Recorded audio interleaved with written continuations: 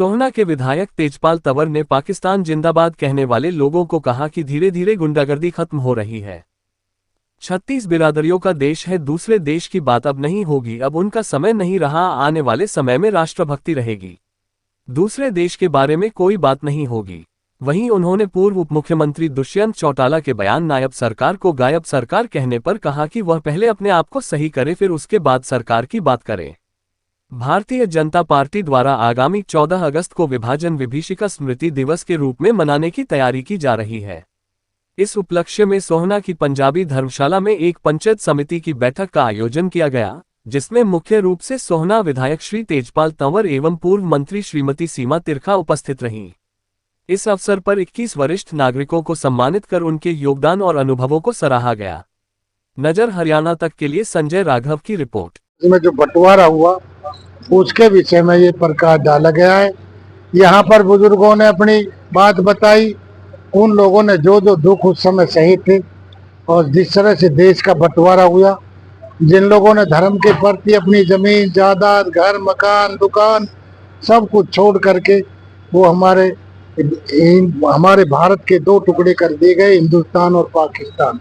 तो ये लोग हिंदुस्तान में आए और इन लोगों का घर बार सब कुछ छूट गया था। इन लोगों ने आकर के कितनी मेहनत से अपने आप को यहाँ पे स्थापित किया।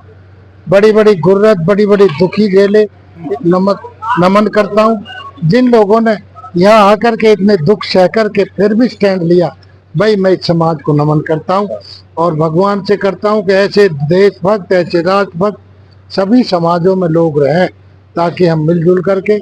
और आदरणीय मोदी जी धीरे धीरे लोगों ठीक हो रहे हैं। जो गुंडागर्दी पहले होती थी उसको धीरे धीरे ठीक किया जा रहा है। मोदी जी के राज में ये गुंडागर्दी कतई नहीं रहेगी, सारे देश भक्त होंगे, राष्ट्र भक्त होंगे, ऐसा मुझे विश्वास है। ये 36 बिरादरी का देश है, ये सबका देश है, हम सबका देश है। यहाँ दूसरे देश की कोई एंट्री नहीं होगी। जो लोग ऐसा कहते हैं उनका अब समय नहीं रहा, वो भी समय उनका बहुत जल्दी लग जाएगा और सब राष्ट्रभक्त भारतवर्ष में रहेंगे, ऐसा मैं मुझे विश्वास है। जी हमारी सरकार के हिस्सा थे, वो पे आप अपने आप को पहले ठीक करें, फिर प्रदेश और देश के बारे में सोचें। ऐसा फंड अभी मुख्यमंत्री ने कल ही कहा है कि हमने सारा फंड रिलीज कर दिया, सबकी जो जो दिक्कतें हैं वो सारी पूरी कर दी जाएंगी, किसी किस्म की कोई दिक्कत नहीं है।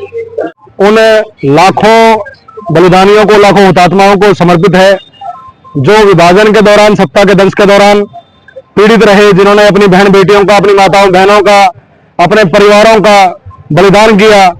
लाखों ऐसे लोग खप गए जिनके रिश्ते नाते आज परिवारजन नहीं जानते, आज रिश्तेदार नहीं जानते। अनेकों विभाजन में ऐसे शिकार हुए जिनके परिवारों का आज तक अता पता नहीं हुई है, जिनके संपर्क नहीं हो पाए, 20-20 साल बाद मिले, 30-30 साल बाद मिले।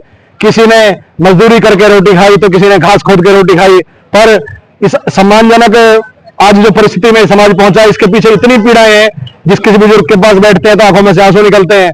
मजदूरियां की, धक्के खाए, पर किसी के आगे पैर नहीं झुकाए, किसी के आगे सिर नहीं झुकाया, किसी के आगे हाथ नहीं फैलाए। इस आत्मनिर्भर समाज का, इस हमारे श्रमजीवी समाज का, जिसने आज अपनी मेहनत के बलबूते पे आज समाज में बहुत ऊंचा मुकाम हासिल किया है। आज कॉर्पोरेट्स की बात करें, आईपीएस की बात करें, आईआरएस की बात करें, आईएएस की बात